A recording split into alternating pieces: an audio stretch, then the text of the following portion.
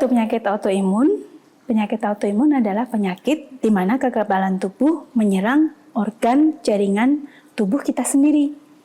Saat ini penyakit autoimun sedang menjadi trending topik. Banyak yang sakit autoimun. Apa ya yang membuat seseorang bisa sakit autoimun?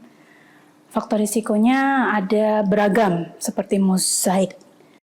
Secara genetik penyakit keturunan, ada faktor hormonal, ada faktor usia, ya.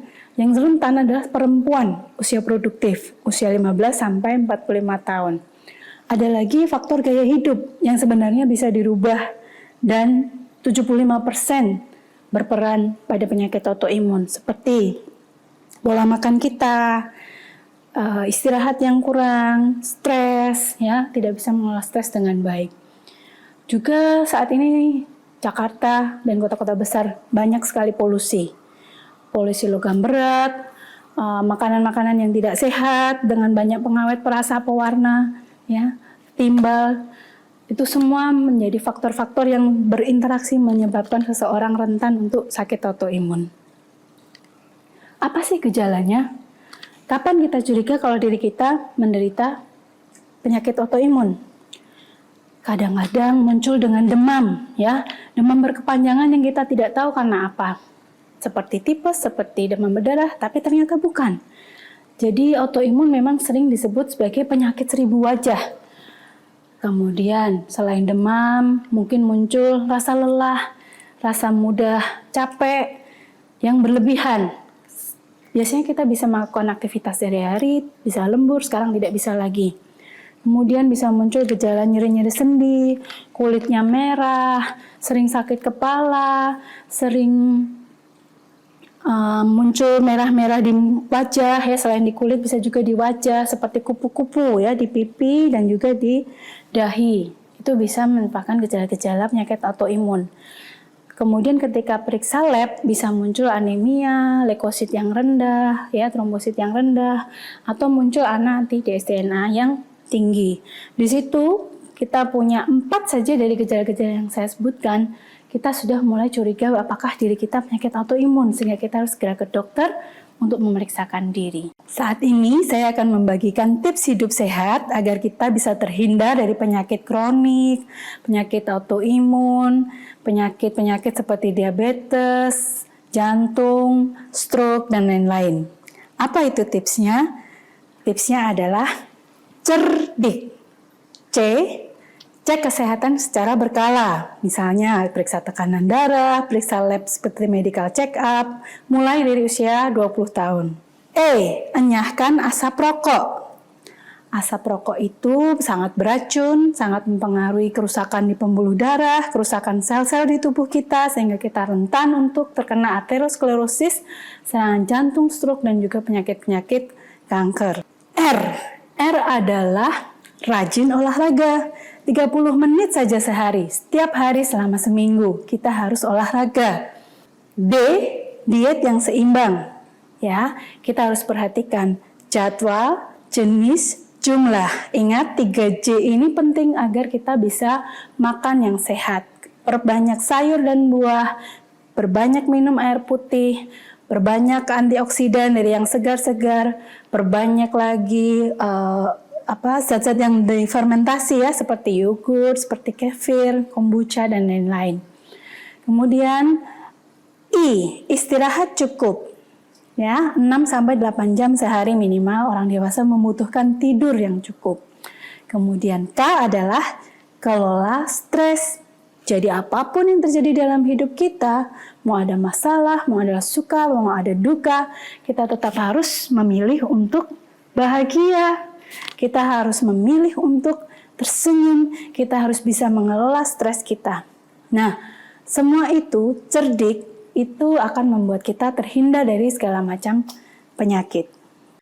Nah, yang kita tahu SLE adalah Systemic Lupus Erythematosus. Jadi blok 12 itu selain belajar infeksi akan belajar imunitas, ya. Kita awal kan belajar tentang respon tubuh terhadap kuman infeksi. Nah, kalau imunitas yang autoimun itu salah satu yang paling lengkap dan paling macam-macam jenisnya itu adalah SLE ya, sistemik lupus eritematosus. Nanti kalau yang lain-lain ada beberapa jenis autoimun yang dibahas di blok 14. Jadi terpaksa sedikit terbagi seperti itu. Mohon maklum ya pengertiannya karena nanti 14 akan berkaitan dengan sendi. Lupus juga bisa keluhan yang utama waktu datang adalah nyeri-nyeri di sendi gitu ya, juga bisa, tapi dia lebih sistemik ya, untuk bisa sampai dari luar kulit seperti ini malares ya, ini seperti kupu-kupu yang paling khas dulu ya, seperti, dan kenapa ada kata lupus itu adalah serigala ya, lupus itu dulu wajah yang merah seperti ini tuh seperti digigit serigala ya, jadi istilah lupus awalnya adalah karena itu. Pernah dengar Homo homini lupus ya, istilah Latin dulu ya, tentang manusia ya serigala bagi sesamanya seperti itu ya. Nah ini lupus, jadi digigit serigala seperti wajahnya tuh merah-merah digigit serigala. Jadi ini sebenarnya namanya malares atau butterfly rash ya. Lihat nih kayak sayap kupu-kupu, dan yang ciri khas yang khas dari mukokutan lupus ini adalah di lipat nasolabial ini Dek, bersih ya. Nih lipatan ini bersih, tapi yang pipi, hidung, dahi ini merah. Dan akan makin merah seperti kepiting rebus ketika kena cahaya matahari. Jadi mereka pasien lupus ini sangat peka dengan sinar matahari sehingga harus menghindarinya, harus sunblock, topi, payung, dan lain-lain kalau terpaksa harus keluar ya kena sinar matahari. Dari luar sampai organ dalam, jantung ya, ada perikarditis, ada serositis ya, efusi pleura bisa terjadi ya, ginjal bisa kerusakan, nefritis lupus sampai harus cuci darah juga ada ya, sendi-sendi, vaskulitis, pembuluh darah nih ya, kalau terkena vaskulitis bisa sampai aneurisma atau pecah ya, bisa berbahaya juga. Gatal kalau vaskulitisnya di area-area perifer seperti ini akan muncul gatal merah-merah juga ya. Jadi semua organ bisa kena ya, seperti itu. Termasuk lupus neuropsikiatri ya, bisa juga kejang dan lain-lain. Nah, untuk itu kita sedikit dulu membahas dasarnya ya, apa sih penyakit autoimun? Autoimun itu berarti kekebalan tubuh yang harusnya menyerang kuman itu menyerang diri sendiri ya, bisa oleh sel T atau antibodi, jadi ada reaksi antigen antibodi terhadap diri sendiri yang sering kali terjadi adalah kompleks ya, kompleks antigen antibodi. Dan aktivasi imun ini dapat terjadi juga bisa dicetuskan oleh infeksi ya, beberapa ada yang karena pernah infeksi lalu terjadi kayak mimikri gitu ya, ada kayak apa ya namanya, toksinnya atau mungkin zat yang dari kuman itu membuat sel tubuh bereaksi ya, berbeda, berubah, dan sistem imun mengenalnya sebagai musuh padahal dia diri sendiri gitu. Jadi mimikri ini yang sering juga menjadi patofisiologi ya, sehingga muncullah tubuh ini menyerang dirinya sendiri. Nah, faktor-faktornya juga banyak dari yang apa namanya, klasifikasinya autoimun itu bisa mengenai seluruh organ tubuh ya, dari yang luar dalam semua sistem ya. Dan ada yang sejenis atau selokasi, misalnya di neurologi nanti Anda akan kenal miastenia gravis ya. Muskuloskeletal nanti di blok 14 banyak ya, rheumatoid arthritis dan lain-lain ya. Endokrin ada Hashimoto thyroiditis nanti blok 21 ya. Di gastrointestinal nanti ada blok 16 ya, IBD, itu ada Crohn's disease dan colitis ulceratif ya, seperti itu. Terus di dermatologi juga blok 15 akan belajar ada pemphigus vulgaris, ada vitiligo, kulit yang putih-putih Dek. Pernah lihat nggak? Mirip juga dengan kusta ya, tapi kalau kusta kan hilang rasa, kok ini dia berpecak-pecak putih ya, bisa dari wajah, bisa di tangan, bisa sampai seluruhnya. Seperti itu juga sifatnya autoimun. Lalu di hematologi ya bisa AIHA, autoimun hemolytic anemia dengan ITP ya, idiopathic thrombocytopenia purpura, kalau berdua disebut Evans syndrome. Nah, sebenarnya kalau kita punya sistem imun yang seimbang, kita nggak akan kena penyakit, Dek. Ya, kita kalau ada di kondisi optimal, salah satu faktornya vitamin D kalau pernah saya ingatkan, itu kita akan seimbang di sehat. Ketika berlebihan, nah bisa muncul alergi atau autoimun.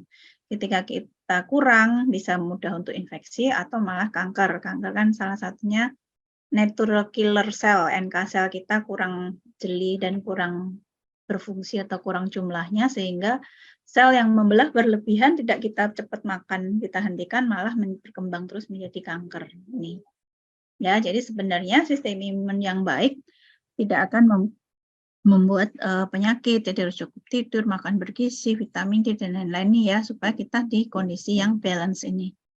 Siap melawan penyakit, siap melawan alergi, autoimun, dan kanker.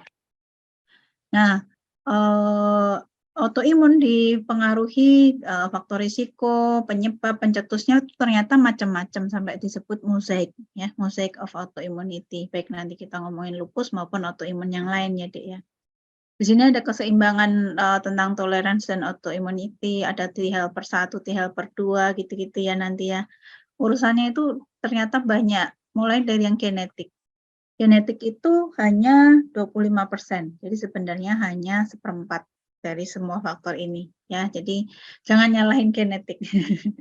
Ternyata masih banyak faktor lain, lingkungan, luar, epigenetik, kebiasaan dan lain-lain. Jadi nggak semua kembar siam, kembar apalagi identik misalnya sama-sama lupus ya. Jadi mama nggak selalu anaknya akan lupus juga. Jadi mama lupus, anaknya belum tentu lupus. Jadi secara genetik bisa berisiko, tetapi kalau dia mau bergaya hidup sehat dan lain-lain, tadi ya membuat imunnya cukup balance, cukup optimal, nggak akan kena lupus juga gitu ya. Nih, jenis kelamin perempuan lebih banyak memang ya di SLE 9:1, ada yang 14:1 penelitiannya sampai.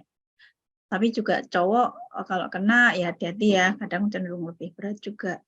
Terus di rheumatoid arthritis itu juga banyak perempuan ya, hampir semua sih kebanyakan perempuan. Yang banyak laki-lakinya itu contohnya ankylosing spondylitis nanti ya, di blok 14 ya. Bisa kena uveitis sama tulang belakang ya, mata merah, silih berganti, dan tulang belakang ya, bisa sampai terjadi nyeri pinggang belakang, nyeri punggung, sampai bambu spine ya, seperti bambu tulang belakangnya kaku.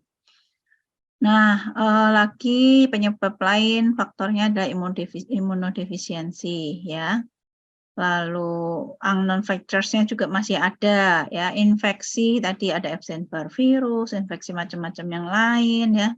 Kemarin ada beberapa yang mencetuskan autoimun setelah COVID, ada juga ya. Memang masih dalam studi, ada yang masih diteliti, penelitiannya juga masih berlangsung, benar nggak direct efek langsung dari si COVID gitu ya, si SARS-CoV-2 atau apa inflamasi post-COVID gitu-gitu ya, MASC atau MISC ya, MISC itu gitu ya, apakah karena inflamasi terhadap virus yang kemudian menimbulkan autoimunitas gitu ya. Lalu toksin, polusi, ini yang banyak misalnya timbal deh. Jadi kalau pasien saya waktu di penelitian RSCM itu pasien Bangka Belitung cukup banyak. Di sana banyak pertambangan gitu ya, atau menggunakan timbal dalam pengolahan tambangan atau limbah dan lain-lain tuh cukup banyak kasus atau pasiennya. Lalu makanan nih Dek, makanya termasuk pilar dari 5 dasar hidup sehat agar cepat mencapai remisi nanti, pola makan Dek. Kalau kita banyak probiotik, keseimbangan imun kita juga bagus. Nanti kita akan belajar ya, ada tentang kebocoran usus dan mikrobioma untuk autoimun dicetuskan oleh ketidakseimbangan itu. Jadi pola makan sangat penting sebagai pelindung maupun pencetus ya. Jadi kalau bagus dia akan melindungi dari SLE meskipun secara genetik kita ada risiko untuk lupus dan autoimun lain ya. Asap rokok ya, asap rokok, merokok pasif juga ya. Vaksin beberapa ada yang dicurigai walaupun juga masih dalam penelitian apakah dari dampak langsung atau tidak langsung atau bagaimana ya. Obesitas lebih berisiko. Jadi obesitas itu jangan sepelein ya Dek ya. Bahkan sekarang obesitas dianggap penyakit. Karena apa? Ternyata dia selain sindrom metabolik, penyakit kardiovaskular, dia berisiko untuk autoimun dan lebih berisiko untuk kanker. Jadi hampir semua macam penyakit titiknya adalah di obesitas. Jadi hati-hati ya yang udah obes, mari kita turunkan berat badan ke ideal ya. Lalu hormon ya, estrogen, prolaktin ya. Vitamin D itu seperti dalam tanda petik udah seperti hormon, jadi prekursor tiap koenzim dari semua metabolisme tubuh, fungsinya juga di seluruh tubuh kita ada reseptornya ya. Makanya penting sekali ya. Estrogen nanti berkaitan di perempuan. Kenapa kok perempuan banyak kena? Salah satu faktor ternyata si hormonnya ya, estrogen di perempuan. Nah, ini nih yang hampir nggak bisa dihindari. Ya, kita selalu punya stres kan, pernah stres kan gitu, sehingga stres yang masih apa ya, apa istilahnya fisiologis atau stres yang sudah patologis gitu ya, udah nggak bisa kita handle. Jadi stres baik fisik maupun psikis bisa mencetuskan autoimun. Ya, makanya yang salah satu pilar cerdik ya, K-nya adalah kelola stres ya, pilar kesehatan. Cek kesehatan berkala, ya kan, enyahkan asap rokok, rajin olahraga, diet seimbang, istirahat cukup, dan K-nya adalah kelola stres. Makanya ya, untuk segala macam penyakit. Nah, Bapak Hippocrates kita, Bapak Kesehatan, sudah pernah bilang dari zaman dulu kala nih ya, zaman apa ini namanya nih, bajunya ketahuan ya, all disease begins in the gut. Jadi sebenarnya apa yang kita makan itu kan mengaruhi ya, kita jadi obes, kita jadi mikrobioma nggak seimbang, kita jadi rentan autoimun, rentan penyakit kardiovaskular, kanker, dan lain-lain, atau yang sayur buah segar, ya, badannya sehat, tidak rentan menjadi autoimun dan penyakit lain. Nih, beberapa makanan ada yang dianggap mengganggu, ada yang dianggap melindungi, ya, asal dengan kadar yang cukup. Lalu nih, kita singkat sedikit ya tentang autoimun itu kayak apa, SLE itu seperti apa. Jadi orang bilang SLE itu adalah penyakit 1000 wajah. Bayangin ya kalau kamu punya wajah satu aja ngerawatnya udah susah, apalagi wajahnya sampai 1000, ya kan? Gimana mau glowing gitu kan. Nah, karena kadang-kadang gini, oh kayaknya di sendiri, oh tadi bisa depresi, bisa ansietas, kemudian muncul halusinasi, waham atau kejang, itu kan neuropsikiatri lupus ternyata gitu. Terus ginjal masalahnya atau masalah di sesak napas, oh ternyata serositis, efusi pleura, autoimun juga ternyata gitu ya. Antifosfolipid syndrome, kok keguguran bolak-balik, kok nggak bisa punya anak ya, sekian 3 kali atau 5 kali keguguran. Pernah ada pasien saya antifosfolipid syndrome ternyata juga lupus juga gitu ya. Itu 1000 wajah penyakit ini. Nah, ini yang gambarnya agak lebih mudah karena nanti ada beberapa obat yang bisa mencetuskan lupus ya, namanya drug induced lupus yang sering juga di lansia bisa terjadi. Kan tadi lupus biasanya di muda produktif ya, tapi kok udah lansia kok bisa kena, oh ternyata mungkin drug induced lupus ya. Nanti kita bahas sedikit nanti di belakang. Nih ya, ternyata macam-macam ya, genetik hanya sekitar 25% dan 75% adalah gaya hidup dan lingkungan ini, Dek. Sedikit kita bahas tentang leaky gut syndrome ya. Kita lihat kalau di usus kita itu harusnya adalah lengket satu dengan yang namanya tight junction yang bisa saling berkoneksi. Metabolisme, NAK, dan lain-lain ya, saling menyampaikan beberapa materi yang sudah dicerna ya, masuk ke pembuluh darah. Ketika mereka nggak lagi tight ya, ada bocor namanya bocor usus ini, biasanya pencetusnya susu, apalagi gluten, ya makanan-makanan yang mengiritasi mukosa usus ya, lalu apalagi tuh kurang sayur buah segar ya, kurang berserat, lalu juga apalagi ya, mikrobioma ya, keseimbangan mikrobioma yang juga sudah terganggu itu kebocoran usus ini akan terjadi dan mengganggu di mana antigen atau serpihan protein itu langsung masuk ke pembuluh darah. Jadi harusnya kan dia lewat barrier ya, ada mukosa, ada villi nih ya, ada masuknya yang disaring dulu gitu, yang mana yang bisa masuk darah. Ini jadi antigen-antigen itu bisa langsung masuk dan bisa beredar ke seluruh tubuh dan nanti akan menimbulkan tadi reaksi inflamasi, kompleks autoimun, ya antigen antibody di mana tempat yang lemah, sendi kah, ginjal kah, serositis atau di otak, ya bisa di mana-mana.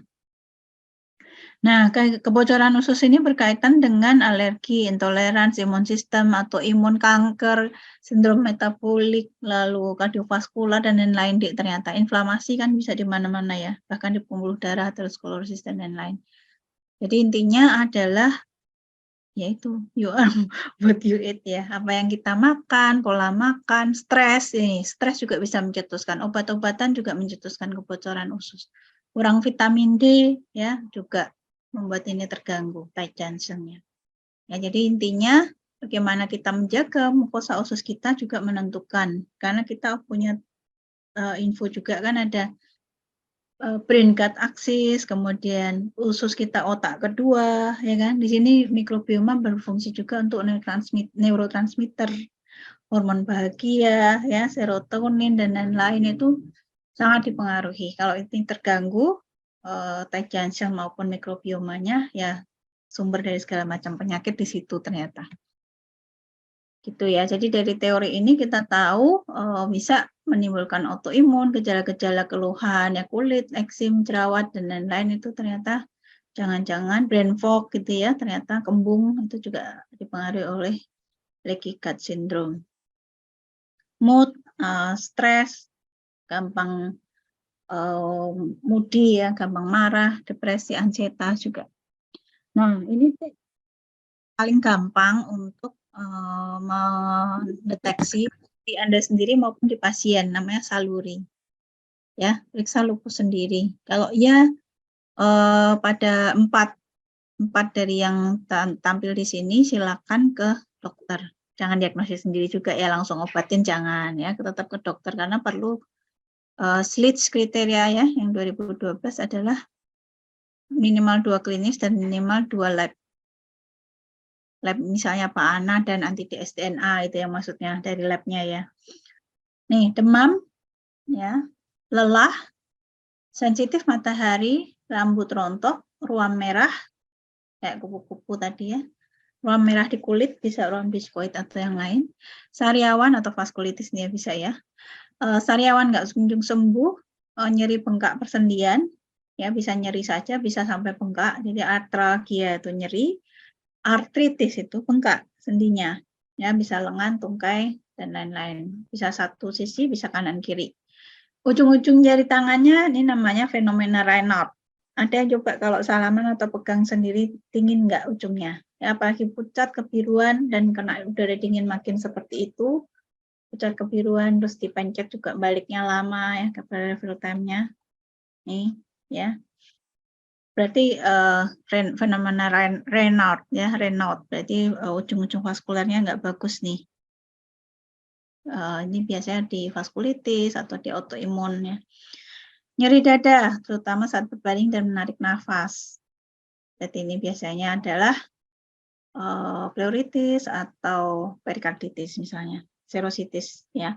Kejang atau kelainan saraf, halusinasi, suka lihat hantu, padahal nggak ada orang lihat hantu itu lainnya, mungkin dengar-dengar suara, nah bisa aja ya ternyata neuropsikiatri lupus. Bisa juga depresi dengan psikotik, hati-hati juga ya. Ternyata halusinasi bisa macam-macam. Terus kelainan hasil pemeriksaan lab, ya anemi, leukopenia, trombositopenia, hematuri, proteinuri, itu ya coba diperiksakan. Apalagi sudah ada positif ANA dan anti-dsDNA. Ya begitu ada minimal 4 ya toh, 3 atau 2 di sini dengan ANA positif dan anti-dsDNA positif sudah masuk diagnosis lupus. Gampang ingetnya enggak? Gampang pas susah? Sampai sini ada yang mau nanya, boleh? Ada yang mau nanya atau yang punya pengalaman? Ya, gejalanya bisa macam-macam, dari ujung paha sampai ujung kaki, dari dalam sampai luar. Nah, sekarang ke kriteria diagnosis. Ada 3 yang harus Anda kuasai. Ya, ini yang paling simpel, paling lama, pakai namanya ACR 82 revisi 97. Jadi ini Anda boleh salah satu memenuhi, silakan untuk mendiagnosis lupus, maksudnya gitu ya. Tapi memang yang paling baru yang EULAR 2019. Jadi ada ACR 97, SLIDS 2012, sama EULAR 2019. Jadi kalau yang lama minimal 4 dari 11 kriteria diagnosis SLE ini sudah masuk. Ya, masing-masing ada keterangannya. Kayak apa nih malar, mana diskoid, fotosensitivitas gimana. Lupus mulut ini kan tadi yang merah ya, merah kena matahari itu ya. Mukanya. Artritis, serositis, renal, gangguan ginjal, apakah albumin, hematuri, ya, proteinuri, hematuri, leukosit, eritrosit naik di urin lengkap ya. Neurologi tadi bisa kejang, sakit kepala sampai psikosis ya. Hematologi tadi ya, HB, trombosit rendah, leukosit rendah atau ketiganya. Lalu gangguan imunologi bisa dari anti-DSNA ya, anti-DSNA sama beta 2GP, LA gitu-gitu deh yang imunologinya. Lalu ANA-nya positif. Misalnya super 1000 speckled gitu deh. Misalnya contoh ANA positif. Jadi sudah masuk 4 dari 11 kriteria sudah bisa kita diagnosis sebagai lupus SLE. Nah, sebentar. Kok macet? Kalian kalau ada yang mau tanya langsung bilang ya. Nyalakan mic dan bilang. Apalagi sambil nunggu macet gini nih. Kenapa nih? Nah, nih sedikit gambarannya ya. Ini ruam malar. Ini contoh pasiennya. Nah, ruam-ruam malar kayak ini ada malar, ada diskoidnya juga. Nih, ruam diskoid di merah-merah di kulit ya, seperti diskoid itu kayak koin. Ya, plak eritem menonjol, keratotik ya. Biasanya di biopsi nanti sama dokter kulit apakah banyak sel LE-nya ya, lupusnya. Ya akan makin merah fotosensitivitas ya, lupus mulut sariawan. Ini diskoid juga, artritis, serositis, ini tadi ya keterangan untuk setiap tadi, proteinuri, silinder uri, neurologi ya, kejang dan psikosis. Jadi kalau di ACR yang bisa masuk kriteria adalah kejang dan psikosis. Dan sebab-sebab lain sudah disingkirkan, gitu ya. Penyebab-penyebab lain ini sudah tersingkirkan, jadi kemungkinan kejang psikosisnya adalah lupus. Ini hematologinya anemia hemolitik, leukopeni, limfopeni, dan trombositopeni. Ya, angkanya juga ditentukan. Ya, kurang dari 4.000, limfopeni kurang dari 1.500, trombositopeni kurang dari 100.000. Ini imunologiknya, anti DNA, anti SM, ini bisa ketemu di profil ANA. Kemudian MPS nih ya, antifosfolipid syndrome, serum antibodi kardiolipin, ACA, IgG-IgM, LA, lupus antikoagulan, dan serologit positif palsu sifilis. Dan ananya positif. Nih, ya, makanya kalau di SLIDS, di ACR 4 dari 11, di SLIDS 2 klinis 2 lab. Gitu deh. Nah, ini kriteria diagnosis itu punya sensitivitas dan spesifisitas masing-masing. Dan ini cukup bagus ya. Yang lama pun 85% dan 95%. Spin dan snout. Jadi spesifisitas itu untuk memasukkan diagnosis, sensitivitas untuk menyingkirkan bahwa dia bukan lupus, yang tidak lupus akan tersingkir dengan kriteria ini, gitu ya. Ini 85%. Nah, kalau masih nanggung gitu ya, 3 plus di dalamnya ada ANA, ya ini masih diamati dulu gitu ya, sambil diagnosisnya ditegakkan dengan tambahan lagi pemeriksaan atau kalau muncul satu klinis lagi. Lalu ANA, kemungkinan bukan SLE kalau ANA-nya negatif, dan ANA positif, ada manifestasi klinis lainnya tidak ada, belum tentu lupus ya. Jadi observasi dulu juga. Makanya jangan sembarangan memeriksakan diri sendiri ya, tahu-tahu cek ANA gitu lagi diskon, padahal nggak ada klinis ya, itu jangan. Nah, di 2012 ini menggunakan 2 klinis dan 2 lab minimal gitu, imunologinya dan klinisnya. Ini mirip dengan yang tadi di ACR, tetapi yang mulai muncul berbeda sedikit adalah alopecia nih, ya, kebotakan, baik yang semua maupun yang sebagian di beberapa area. artritis sudah sama ya, yang lain-lain serupa.